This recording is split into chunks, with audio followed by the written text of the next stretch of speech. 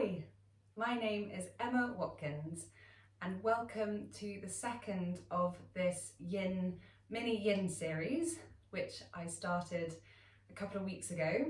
So I started looking at spring, and this time I'm going to be moving into summer already. So we're forgetting spring, moving into summer.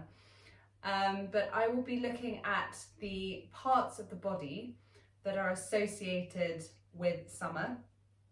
So in yin, the practice of yin, I spoke a lot about this in my previous session, but just in brief. So yin comes from the Chinese Taoist tradition, and in Chinese medicine and in the practice of yin, different parts of the body are associated with different meridian channels. So the energy channels that move through our body, and the belief is that these meridian channels travel through our fascia, our connective tissue, and that is what the practice of yin works into.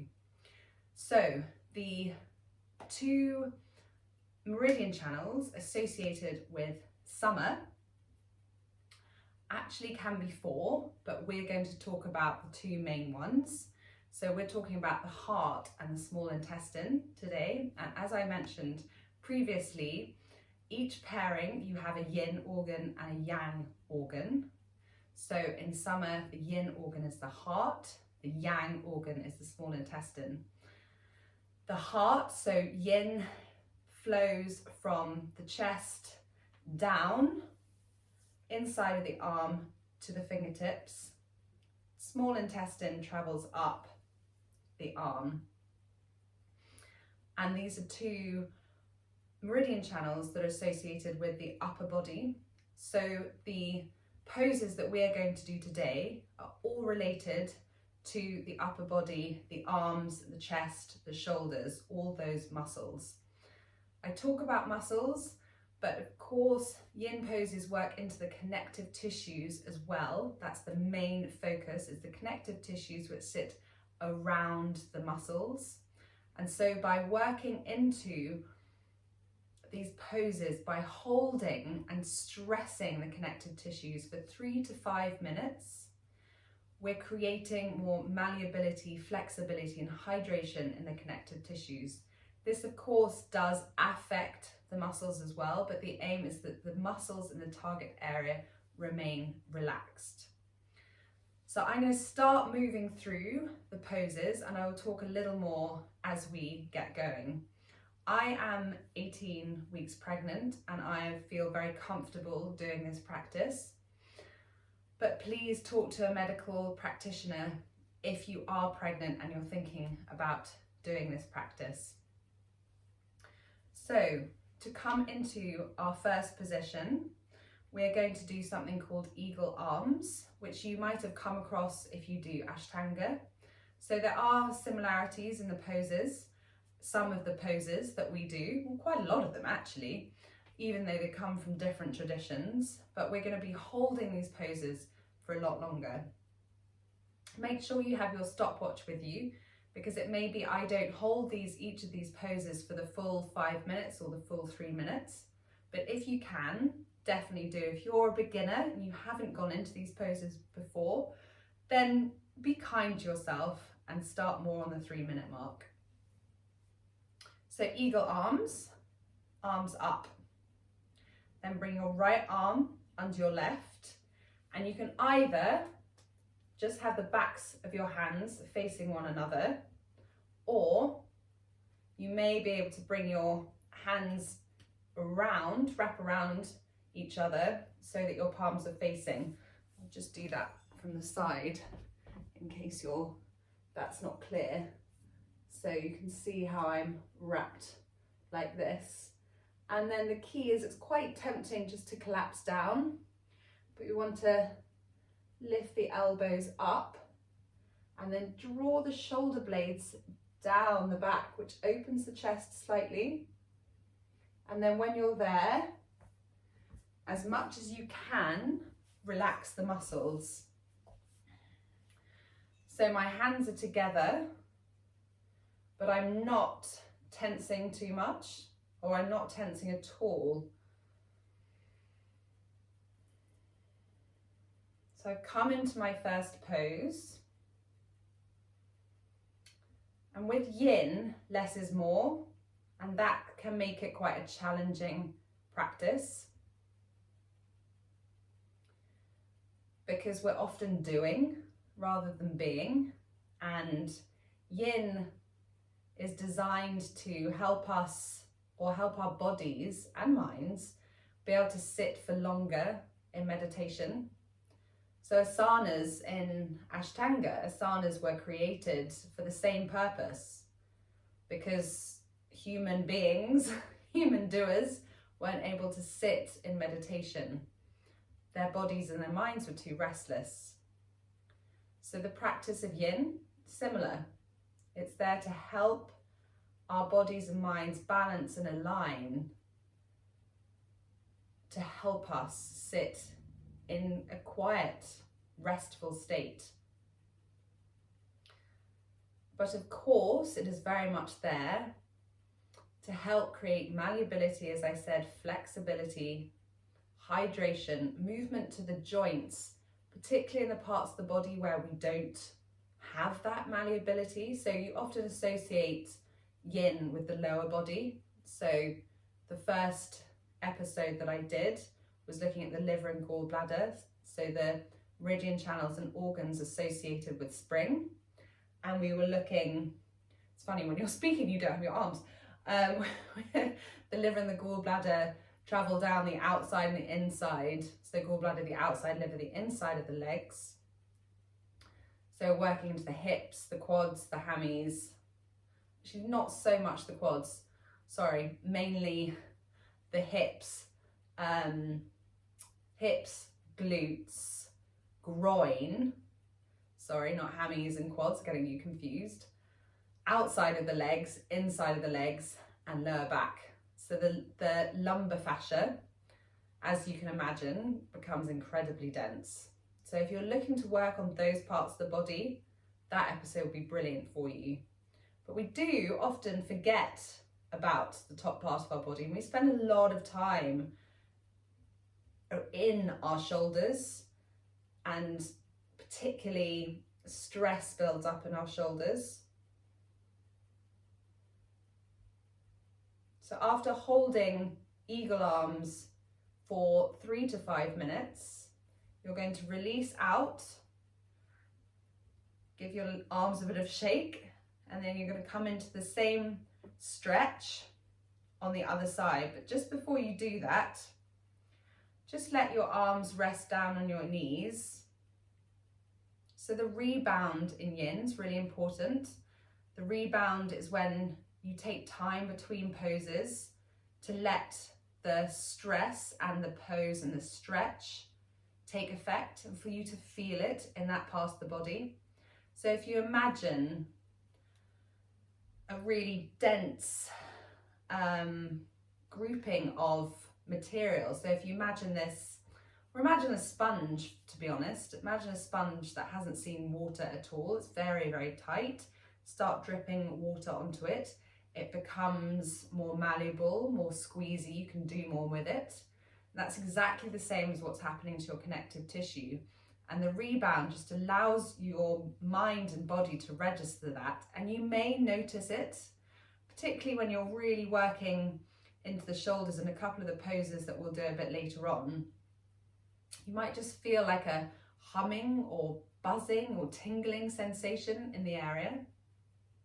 So coming into eagle arms on the other side, again, you can just come backs of hands together, or if you can bring the hands so the palms of the hands are together, that's great. Just lift the elbows up slightly, let the shoulders drop, shoulder blades lower down the back. The core can remain relaxed, so you're in an active posture, so you're not slumped down like this. Your sternum is lifted, but you're in a relaxed posture. So you're alert but relaxed.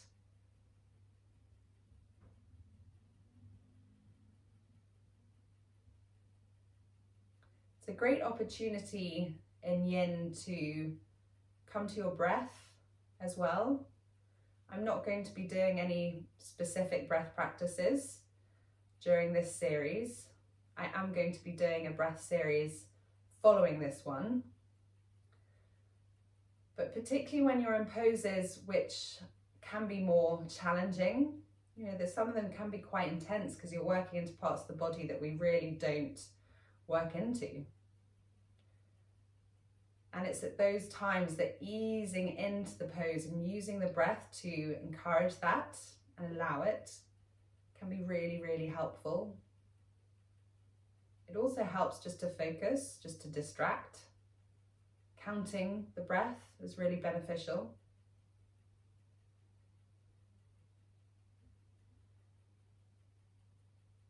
There's something to be said about almost getting lost in the pose, if that makes sense. That time takes on a different meaning, particularly if you're counting the seconds. 3 minutes can feel a long time, which is crazy because none of us ever have enough time.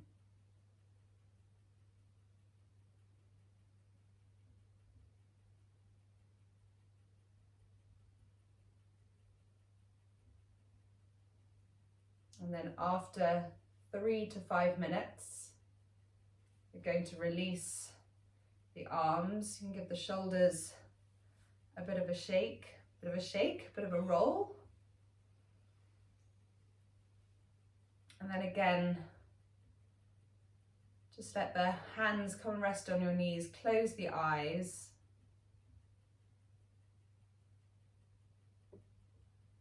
Let the stretch take effect.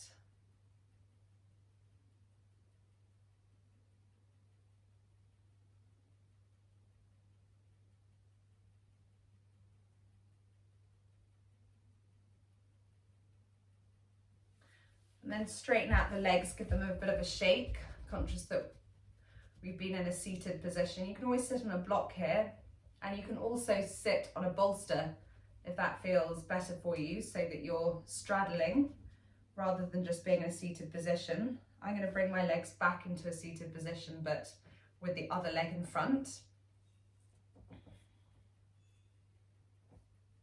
And then we're coming into a slightly different pose, which works into our rotator cuffs.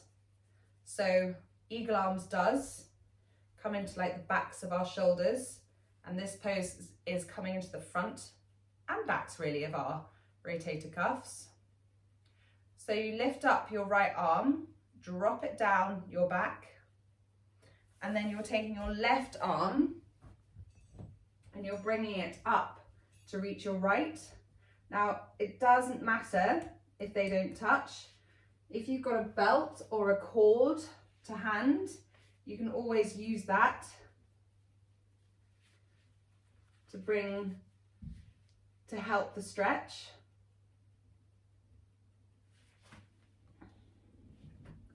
But once you're there, if your fingers do touch, they do, great. Lower the shoulders and extend the elbows back just slightly. It is definitely harder in these arm poses for you to relax as much as you could in the lower body poses. But if you can, just don't grip in the core, don't grip in the jaw. Keep with the breath.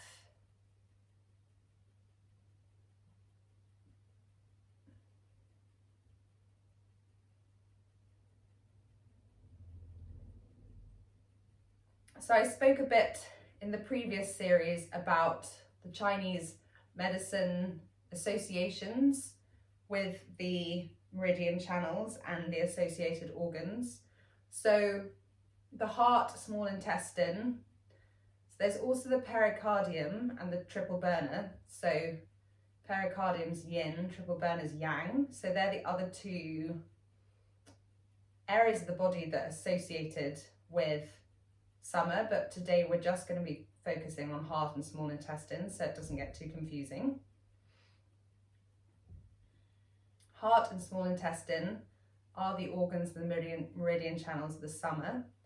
So if you think you're moving from spring, which is sort of early blossoming, Summer is that real growth and expansion and flourishing time of the year. A lot of colour. The emotions associated with the heart and small intestine, happiness and love, but also sadness and depression. So the belief is if there's an imbalance in the two meridian channels, then you can feel very low, very anxious.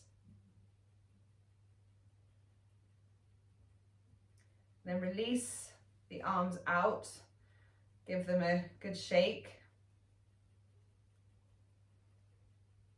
And then come into the pose on the other side. Just take a couple of moments again. So my fingers are tingling. You can close your eyes.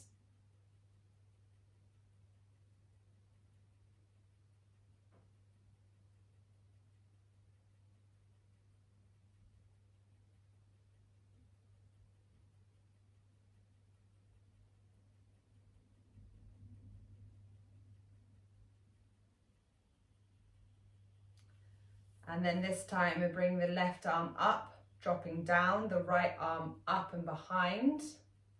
You might find you have more flexibility in one side than the other. Quite often that's the case. Take some lovely deep breaths. That just helps because you've got the chest open here, so take advantage of that.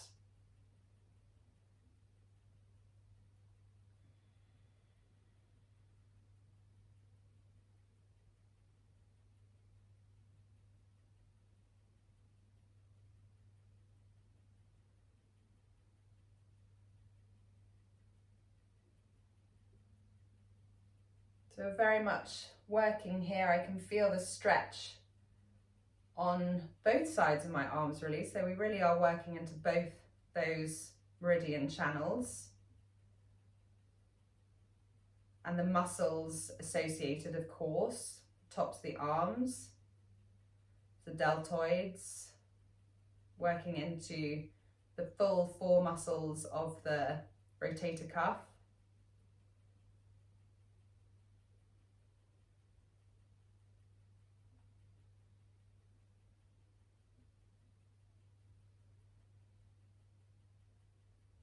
You can almost imagine, if you close your eyes, you can imagine the connective tissue, this film that coats our nerves, our cells, bones, muscles.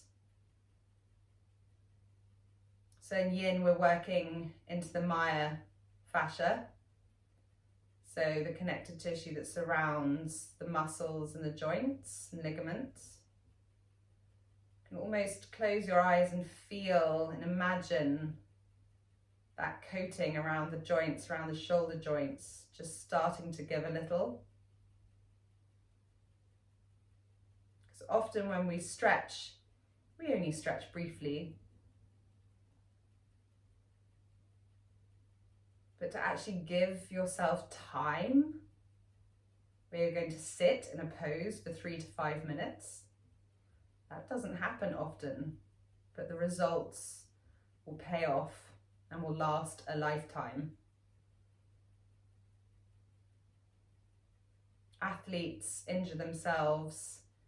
Mostly it's linked to joints. So if we can protect our joints, then we're going to be playing sport. We're going to be keeping our movement and flexibility for years to come. And then release out when you've done your 3 to 5 minutes. Give your arms a bit of a shake, roll the shoulders, bring the hands back to the knees, close the eyes, and just feel the effects of those 2 poses. I can definitely feel almost a heat and a tingling in my fingers, almost a heat going down my arms.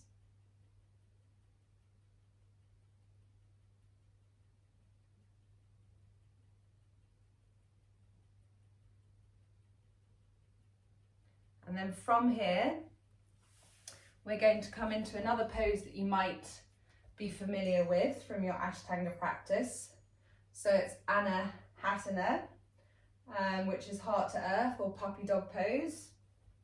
So to come into it, your hips are above your knees, and then you're extending your forehead down to the mat. And you'll feel your heart melting down into the mat. And you'll very much feel the stretch on the underside of the top of your arm going into your armpit.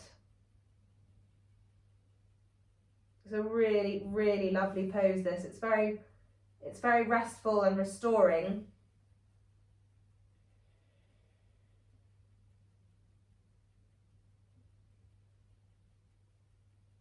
And you automatically almost come to your breath because it's a lovely opportunity to breathe into the chest, into the back body. Release the jaw. Release the shoulders if you can.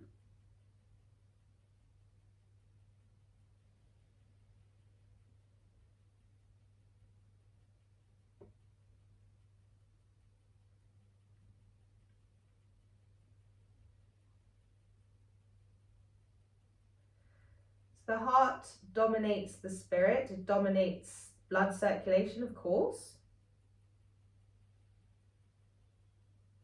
So it's a very important energy channel and organ to take care of. The small intestine, more associated with elimination, with digestion, so feeding, nourishing the small intestine, also very important.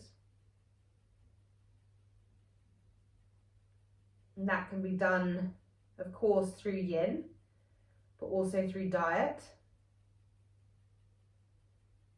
The heart through friendship, through social engagement, meditation, reflection, journaling.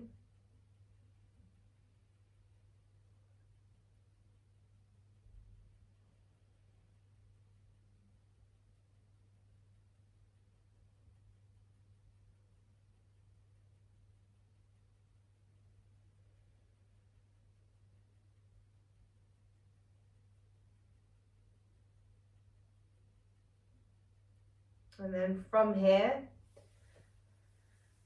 when you've timed your pose, you can come up.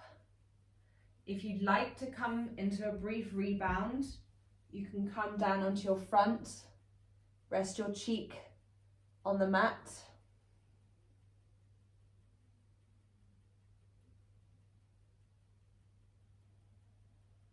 Because you've been in a gentle inversion as well, that will just allow you to feel the effects of blood moving towards your head. So when you come into an inversion, it doesn't mean that more blood flows into your brain. That's actually not what happens, but it's the more oxygenated blood.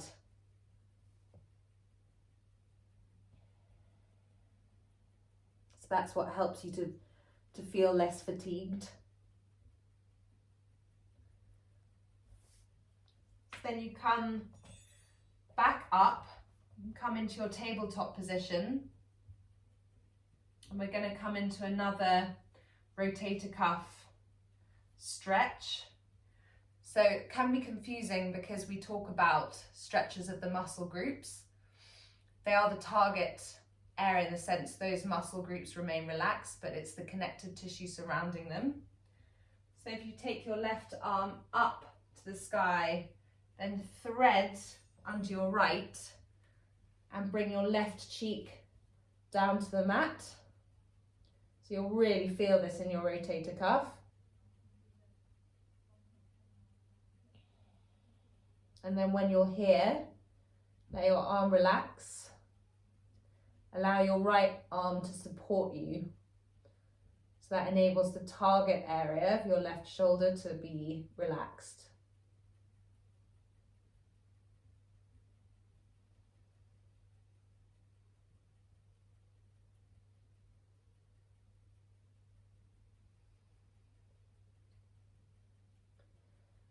So when we think of the heart and small intestine, we think of the emotions and mental clarity, also mental imbalances, as I alluded to.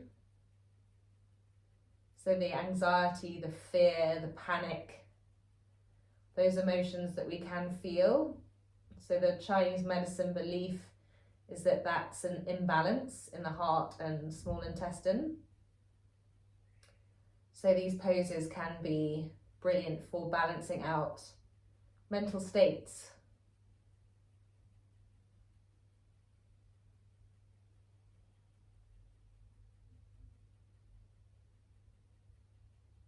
And you'll be surprised, all these poses are and look simple, you know, they are to a degree, but you'll be amazed how, not challenging, but how intense they can be when you've remained in them for several minutes.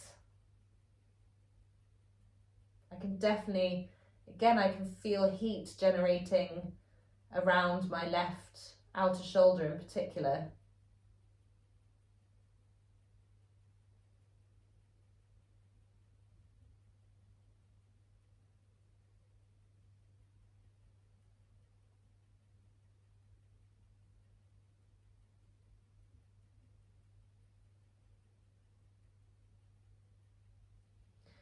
And then releasing, coming out of the pose, come and sit on your ankles, close the eyes, just let that stretch, that pose, that hold take effect.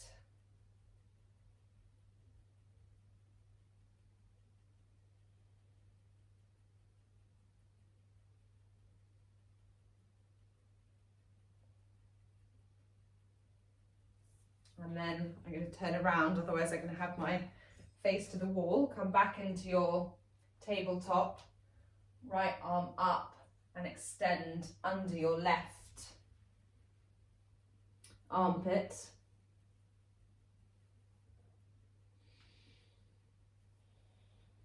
And again, you might feel different sensations, different parts of the body, different sides. Totally normal, totally natural.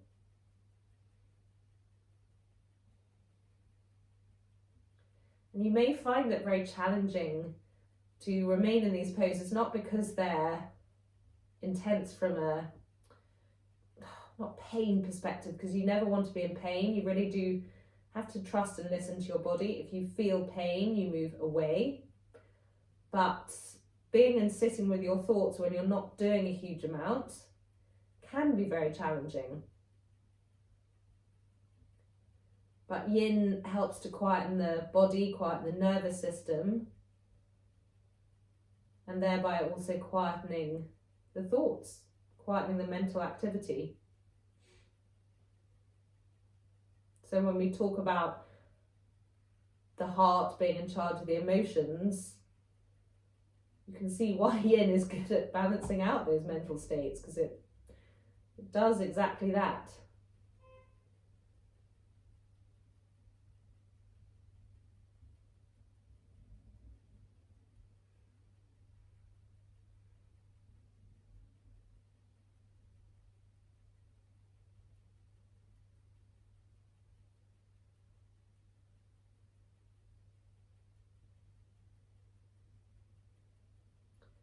And when you've done your 3 to 5 minutes on this side too, you come up, come and sit on the ankles, close the eyes.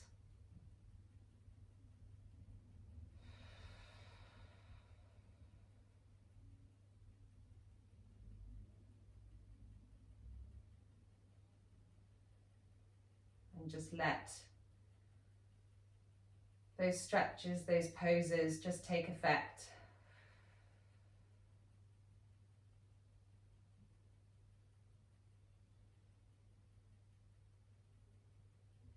If you've got tennis balls to hand, you probably don't have them to hand like that, but if you have tennis balls in your house, in your flat, wherever you are, a couple of additional things you can do. when you're down in heart to earth, you can work into the jaw, so the heart and small intestine, heart associated with speech.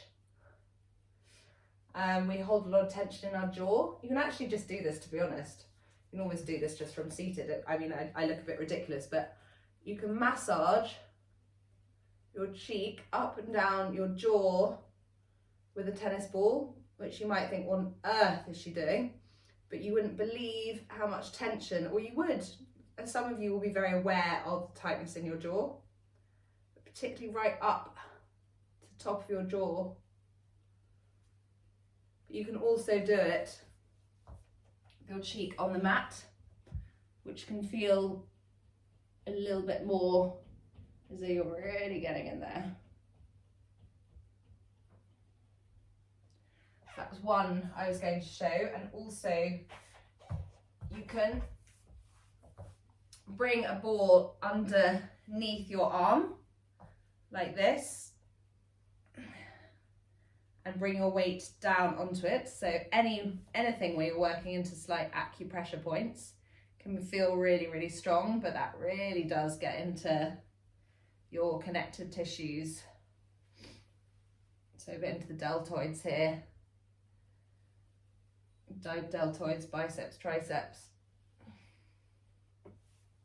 So you can do that on both of the arms as well. And then we're going to come down. We're going to come into fish. So ideally, if you've got either a brick or a big, thick hardback book, or paperback, which is a big chunky book, which they tend to be hardbacks. And then you're going to drape, so the brick is perpendicular to your spine and comes, so the top of it will be the top of your shoulder blades, and then you're going to drape yourself over, which will hopefully feel really lovely. It's a wonderful chest opener. Mini inversion.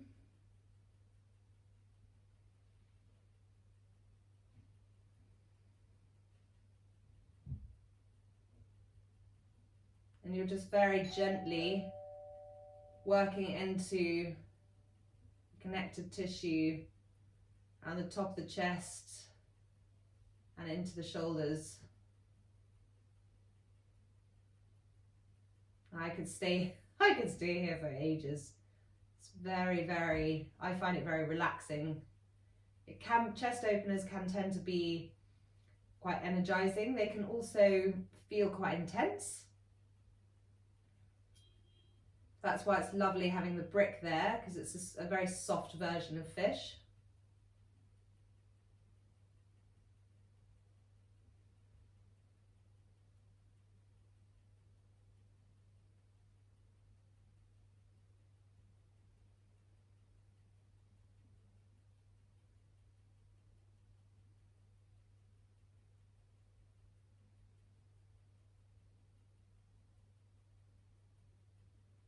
It's a wonderful time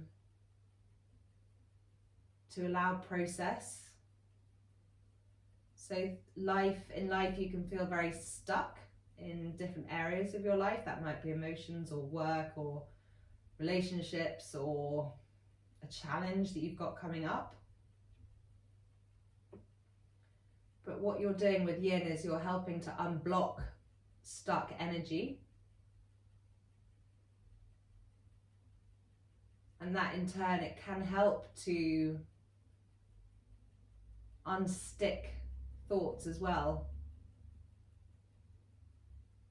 Just again, giving yourself perspective and allowing you to step away from your thoughts. Just step away from your everyday busyness.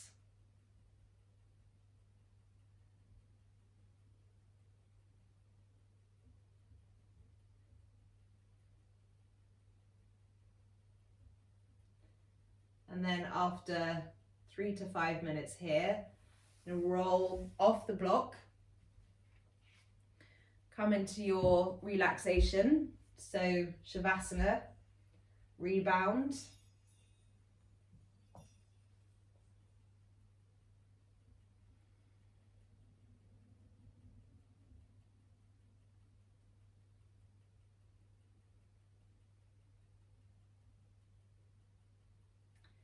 And then we're going to come into Bananasana, which we actually did in the first episode because it's applicable to both spring and summer.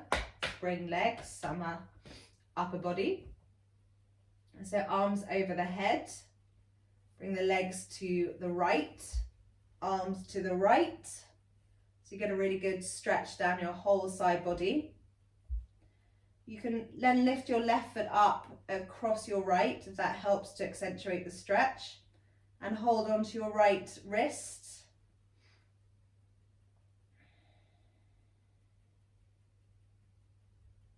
So what this is allowing me to do as well is look up at the sky. So if you're able to do this out in nature, if you're practicing in the summer or spring or somewhere lovely and warm, then get out into nature, and if even better, be on the grass. Incredibly healing effects associated with grounding the body, quite literally earthing the body. Very much helps to bring our body into a state of rest and digest.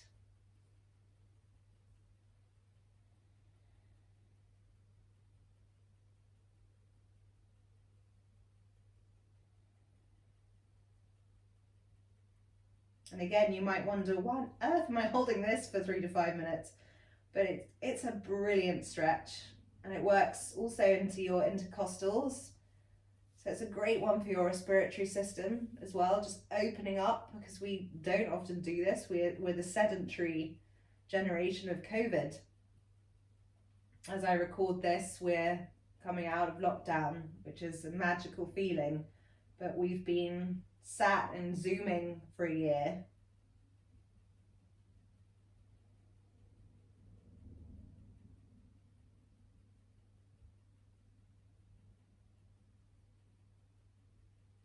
And then after your 3 to 5 minutes, you're coming back to center and then stretching, bringing the banana onto the other side.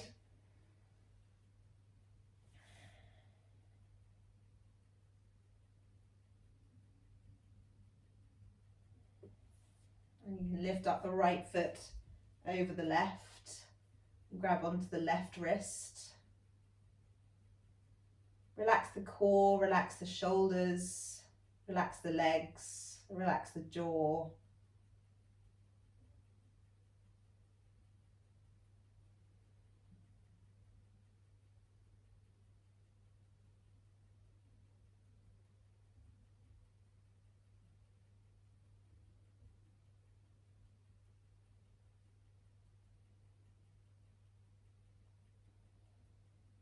The emotions of the heart and the small intestine. So if you find yourself being overly friendly or not managing relationships so well, so being a bit OTT or being very closed off, feeling very vulnerable and isolated, so the two extremes, sort of over talking.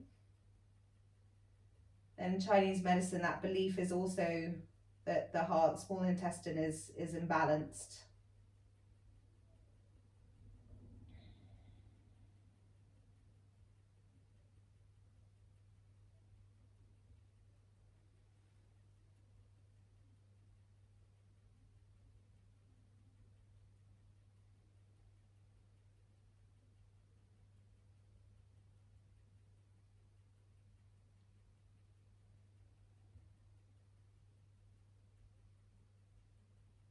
So it really is less is more. You've seen that I have done only very small, relatively, poses, small movements rather. But my body does feel energized. It feels more hydrated. I can almost feel that or sense it. You might not be able to, that is totally fine. If you're doing this just to help that flexibility, help protect from injury, that is absolutely fine. You know, some people are more interested in the sensations, in the feelings, in the Chinese medicine. Others are just not interested in that part of it. That's fine. You just pick and choose which bit you're interested in. But for all, the key is relaxing where possible, easing into the pose and not holding the body. And where you can, keeping with the breath, just a very relaxed, consistent breath and not holding the breath. So then coming back to center after your 3 to 5 minutes, releasing the arms down by your sides. The reward is your final Shavasana. Just allowing the whole body to relax and drop into the mat beneath you.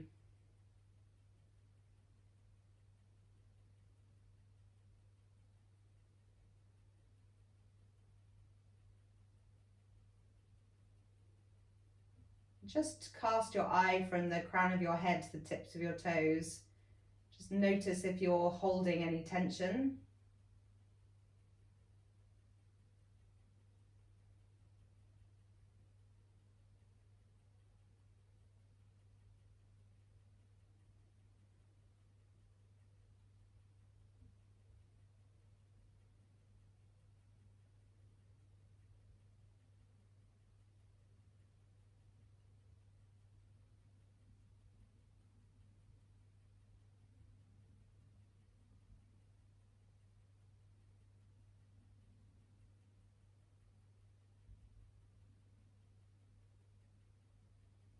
My little one clearly enjoyed that. I'm feeling a few very gentle little nudges.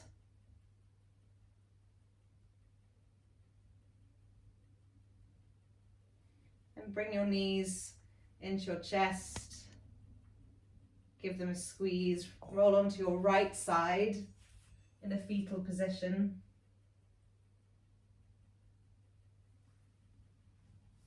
Leave yourself back up to a seated position.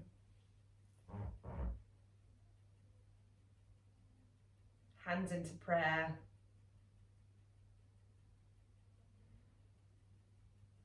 Just close the eyes and take a moment for your practice to settle in the mind and body, the joints, the ligaments. And know that you'll go forward benefiting hugely from the time you've given.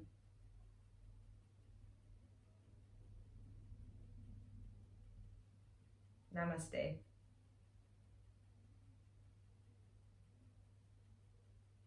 Thank you for joining me today. As I said, for taking the time. Well done you. Come and dip back into this at any time you need, or take elements of the sessions we're doing and build your own self-practice. But keep it up. It will pay off, and I will see you soon.